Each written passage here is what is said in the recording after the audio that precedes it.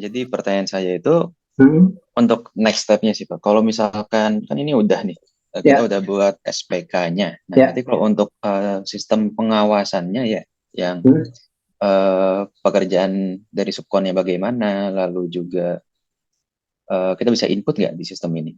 Kayak oke. misalkan progres mereka udah berapa, lalu juga kan pembayarannya. Kalau misalkan kita mau ada pembayaran, eh, biasanya kalau kita setiap bulan ya, Ya. mereka pekerjaan 1 tahun, setiap bulan kita mau ada pembayaran. Nah, itu Hmm, di sistem bagaimana tuh, Pak? baik. Jadi setelah SPK itu jadi, progres pekerjaan mereka itu ada yang namanya opnam SPK. Itu kita inputkan juga. Di opnam berapa kali, berapa lama, itu tergantung kebijakan perusahaan biasanya. Ada yang seminggu sekali, ada yang 3 hari sekali, ada yang setiap hari. Supaya kita tahu perjalanan pekerjaannya mereka itu bertambahnya cepat atau lambat, cukup atau kurang, kita bisa tahu. Jadi contoh kayak tadi, hmm, Subkon pasang lampu umpamanya. Nah, dia nge-subkon itu 1.000 titik lampu. Nah, kita bisa mengopnam pekerjaannya, itu tergantung tadi bagaimana kebijakan perusahaan.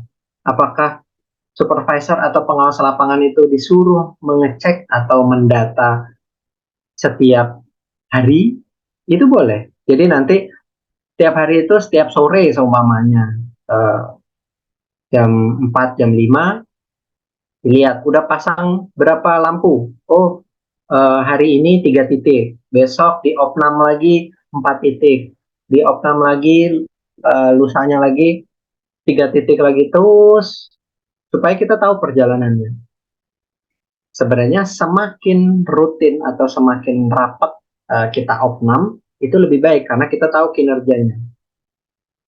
Kalau semakin panjang kita sulit memprediksinya apakah dia kerjanya lambat atau tidak. Karena contoh seumpamanya kalau subkonnya itu pekerjaannya 1 bulan, ternyata kita opnamnya 2 minggu sekali, umpamanya kita pekerjaan tadi 1.000 titik lampu, kita opnam 2 minggu umpamanya, itu selesai 55 titik lampu. Nah, kita sulit memprediksi bahwa oh ini udah lewat dari 50%, nanti bisa dia beres. Belum tentu, karena bisa saja dalam perjalanannya apakah tukangnya ada yang sakit, atau dia ada masalah, atau ternyata speknya nggak sesuai. Karena nanti dari pekerjaan itu kita akan adu ke progres fisik. Nah, ini progres fisik nanti yang diakui owner. Gitu.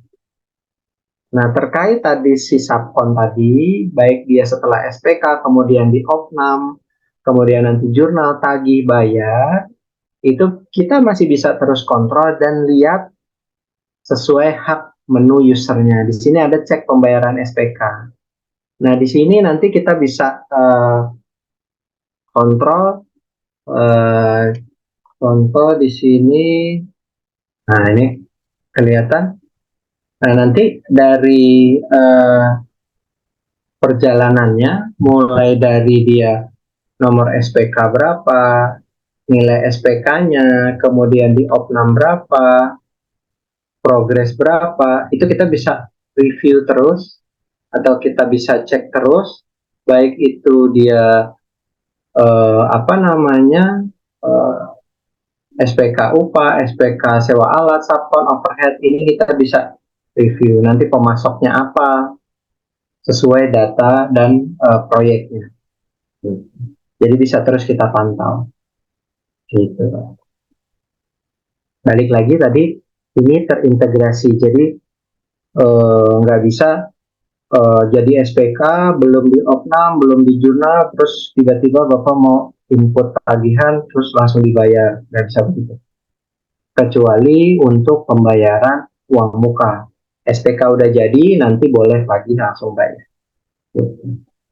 Ada lagi yang mau ditanyakan? Oh, Pak Egi, Ya, silakan Pak. mau pastiin lagi si Pak Egi tadi, Baik. Pak Egi katakan kalau misalnya kita kan udah buat RAP nih, misalnya Ya, bahannya senilai 1 M, 1 M. oke. Terus pada pelaksanaannya kan kita Hmm, kita belum tahu apakah ini bisa kurang, bisa lebih. baik. Nah, kalau misalnya dia kurang Hmm, nantinya, hmm, apakah di sistem itu gimana ya? Apakah ada step-stepnya untuk supaya kita nggak supaya project ini nggak berkurang gitu apanya nilainya atau nggak rugi gitu balik. baik. Jadi tadi di PRC itu bisa saja melebihkan atau bisa saja mengurangi. Hmm. Jadi saat RAP itu jadi, ini harapannya kita kunci supaya kita tahu bahwa yang kita rencanakan atau kita hitung di awal itu berapa. Nah, nanti dalam perjalanannya mulai ada realisasi-realisasi, kemudian ada progres pekerjaan. Nah, setelah berjalan pekerjaan-pekerjaan tertentu sudah diprogres 100%, kemudian setelah progres 100% tersebut, ternyata pekerjaan beres dan barang untuk pekerjaan itu sudah cukup.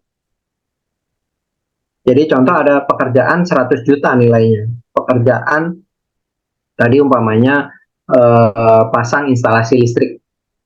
Nah, dari nilai 1 juta tadi, contoh umpamanya, itu setelah pekerjaannya beres 100%, ternyata barang dipakainya itu cukup 700.000. Nah, untuk memastikan bahwa pekerjaan ini dianggap untung dan aman, supaya nggak disisipkan oleh pekerjaan yang lain lah ya, yang merugi mau nitip realisasi di pekerjaan itu, maka pekerjaan tersebut nantinya di daftar pekerjaan ini ada 2 step. Di sini ada kunci merah namanya. Kunci merah ini untuk mengunci supaya kode pekerjaan itu nggak dipakai lagi realisasi. Nah, ini kunci merah. Jadi nanti setiap PO, SPK nggak bisa lagi pakai pekerjaan ini karena sudah dianggap untung. Untung itu dari mana? Berdasarkan RAP dengan realisasi yang sudah terjadi. Nah, di sini kolomnya ada kolom realisasi. Nah, kalau sudah dianggap progresnya itu 100%, nah ini ada progres sebenarnya di sini. Nah, ini progres sudah dianggap 100%, kunci aja. Ini kunci pekerjaannya supaya nggak bisa dipakai realisasi. Nah, kemudian gimana barang yang dipakai di dalam pekerjaan itu? Kita nggak mau beli lagi supaya nanti nggak ada pembelian-pembelian yang sebenarnya kan pekerjaan itu udah selesai. Oke, caranya kita minuskan di sini. Pekerjaannya apa?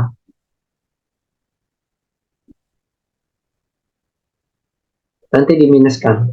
Kenapa? Karena sudah cukup. Supaya apa diminuskan? Supaya nanti nilai di PFC bahan ini menurun. Jadi kita tahu prediksi laba kita nanti meningkat. Realisasi nggak mungkin lagi terjadi, pekerjaan tersebut sudah dikunci, nggak bisa lagi ada realisasi di pekerjaan tersebut karena sudah dianggap selesai 100%. Prediksi laba untuk bahannya juga baik itu bahan, upah, alat, apa yang terkait pekerjaan. Nah, nantinya harapannya cost control itu di akhir proyek atau setiap pekerjaan itu 100%, ya tadi dikunci merah, kemudian item buaso di dalamnya diminuskan supaya apa? Ya nggak ada lagi realisasi pakai bahan itu gitu. Atau buka SPK upah karena biasanya rencananya contoh tadi kan rencana barangnya di pekerjaan itu 1 juta, realisasinya 800.000, nah, berarti masih ada sisa dong, boleh dong dialokasikan pekerjaan lain. Tapi kalau kebijakan perusahaan nggak boleh, ya udah minuskan untuk pekerjaan itu supaya nanti prediksi PFC-nya ini turun. Jadi makin kelihatan berapa prediksi laba ke depan, untung atau ruginya makin lebih terlihat. Gitu Pak. Untuk teknisnya nanti saat pelatihan atau real case-nya bisa diajarkan juga. Oke, baik, Mbak. Oke, baik. Berarti kita Ya, lihat misalnya project ini rugi atau enggaknya atau gimana berjalan dengan baik atau enggak itu di hmm, project final cost-nya berarti ya, Pak ya. Baik ya. betul betul Pak.